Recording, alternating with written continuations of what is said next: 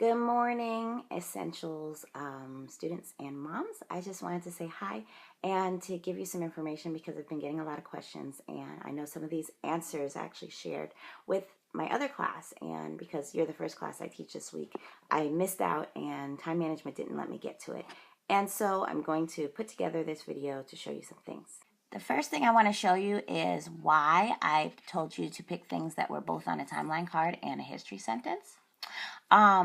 If you've picked a history sentence, what's nice is if you have access to CC Connected or know someone who does, you can go down to the subscription centers and the Foundation Learning Center, and what you can do is you get access to the student tutorials. Now the student tutorials look like this. And this is the history sentence from Cycle 1, Week 9, and it says, "Tell me about Confucius." A lot of people say, well, this is just the history sentence. It doesn't have that much information. But if you click on History Highlights, it takes you to a history snippet. And the history snippet that I can show you is right here. This history snippet is from week 11 and talks about this history sentence. Byzantine Empire legalized Christianity. I know that's not from Cycle 1. However, it covers the same time period because it's 313, so we're starting from Jesus the Messiah.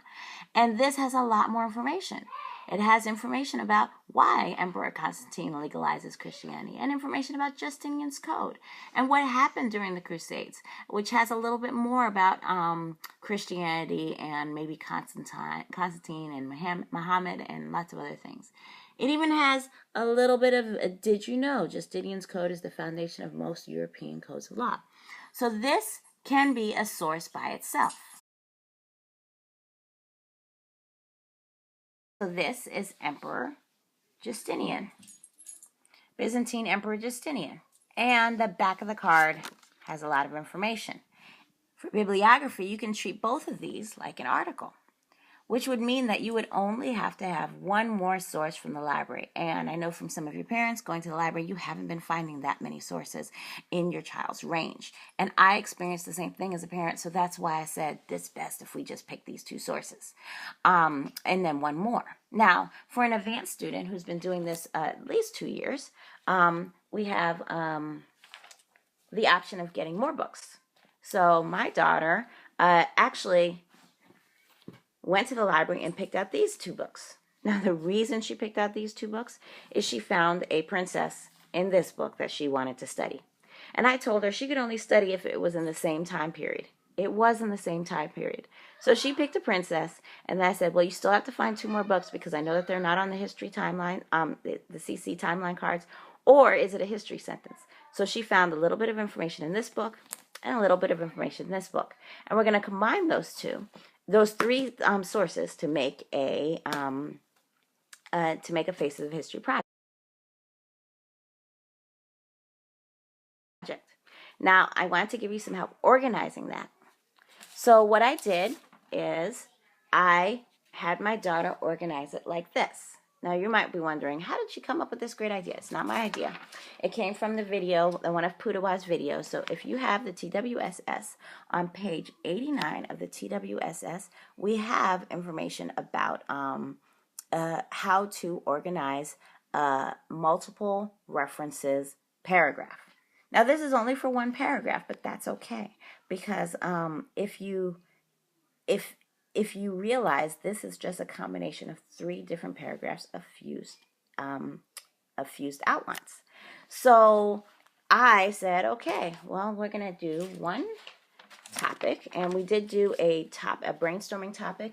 I didn't actually have her write it on the board, but she just told me she wanted to do a little bit about her childhood and what she lived like, and she also wanted to do a little bit about how she was a warrior and did conquered countries. And then she said she wanted to talk about how, you know, she sat on people and killed them. So we just called that weird traits.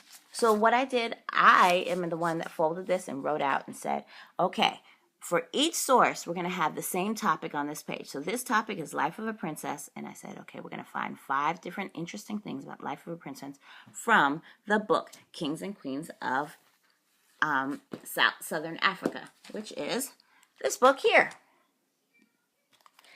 And we're also going to find for Life of a Princess, that topic, in the book Black Stars, American Heroes, right here. Okay? Then we're going to do the same thing for Rejected Princesses, Life of a Princess, which is this book right here.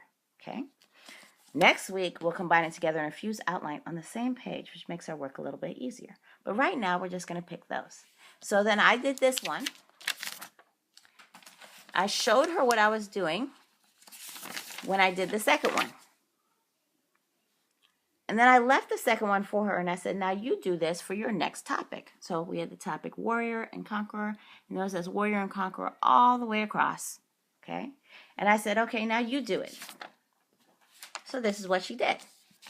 It doesn't matter that bibliography is spelled wrong. It doesn't matter that she might not include every single word. She says, I could only fit in princess. I said, that's okay. But she followed the same idea. I will remind her that, every one of them has 5 topics because she didn't write down, 5 interesting things because she didn't write it down underneath the weird traits topic, but it's there.